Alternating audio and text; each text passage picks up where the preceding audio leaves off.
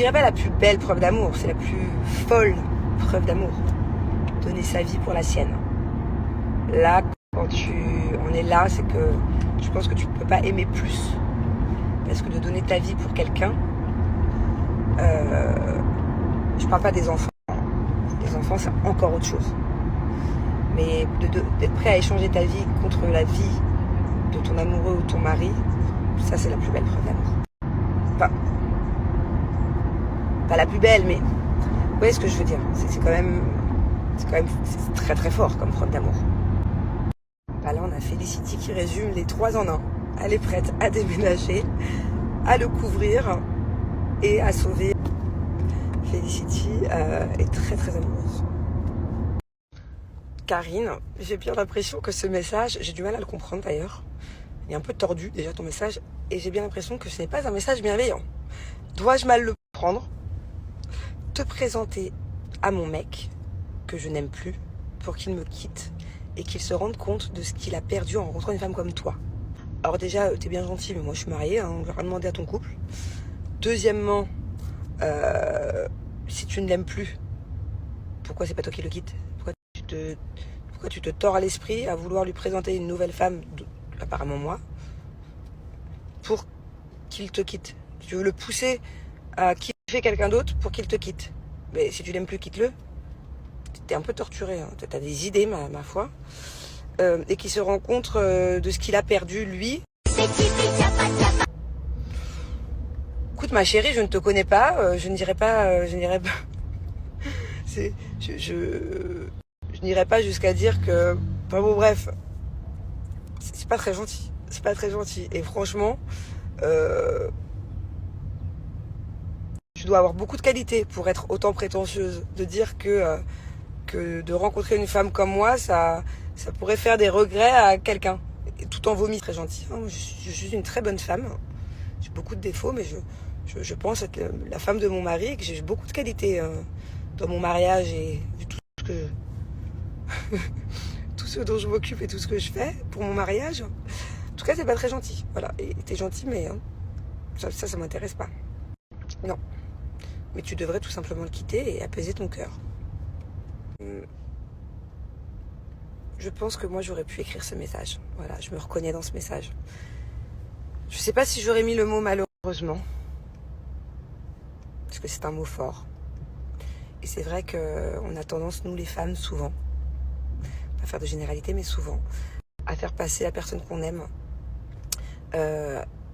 avant nous-mêmes. En fait, moi aussi, hein, je suis prête par amour à faire plein de choses et que je fais d'ailleurs déjà de base. Donc si un jour je devais, je suis un peu folle moi. Je peux avoir un côté très sombre. Si un jour il faut protéger ou si un jour il faut, ouais, je suis prête à beaucoup trop par amour. Enfin, pas trop, non. Mais voilà, moi aussi c'est plus fort que moi, comme toi, plus fort que moi de généralement donner plus que ce qu'on reçoit. Mais bon, est-ce que c'est pas 80%? Pas faire de généralité, mais je pense que, dites-moi ce que vous en pensez d'ailleurs. Je pense qu'il y a plus de femmes qui sont prêtes à donner plus et qui donnent plus, inconsciemment même dans le quotidien, que d'hommes qui donnent plus.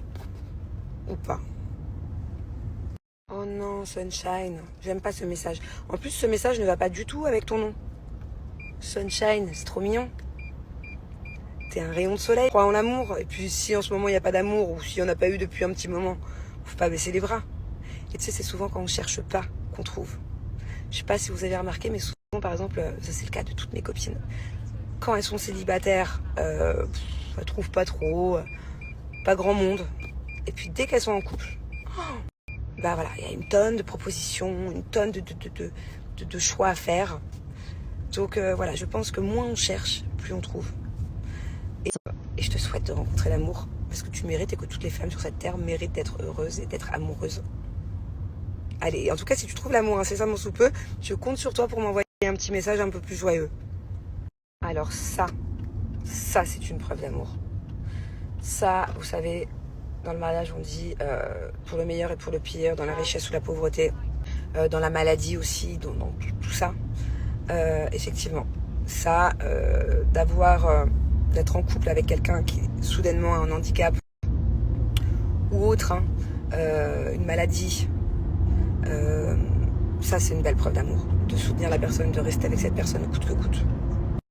Il y en a beaucoup qui partent, en fait, dans ces moments-là. Dans les moments de maladie, dans les moments d'accident de la vie, même dans les moments de pauvreté, de banqueroute financière. Et pour moi, rester avec une personne quand elle est en difficulté et la soutenir et essayer de la soulager dans sa difficulté, ça, c'est une des plus belles preuves d'amour. Et je vous jure, je pourrais en pleurer là. Alors Dieu se nourrit, ça sent la grosse déception amoureuse, ça sent la souffrance, ça sent le vécu. Tu as certainement trop donné et peut-être pas à la bonne personne. Donc ce que je te souhaite, c'est de rencontrer un homme, que l'homme te montre à quel point il est prêt à faire des sacrifices et jusqu'à où il est prêt par amour. Prends l'amour, le donne plus pour l'instant.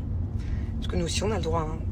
Donc prends l'amour, c'est ce que je te souhaite pour ta prochaine relation. Jusqu'à ce que la personne te couvre de confiance, te couvre d'amour, te couvre de bienveillance. Et après, peut-être que ce sera de nouveau soit avec quelqu'un qui est prêt à en faire pour toi. Et bien ma chérie Eva, pour l'instant tu as bien raison. Mets en stand-by tes preuves d'amour. Si la personne en face est ingrate, manipulateur et joue de tes sentiments et justement de ta générosité en amour, stop les frais. Je peux savoir de quoi je parle, pas à ce stade-là non plus.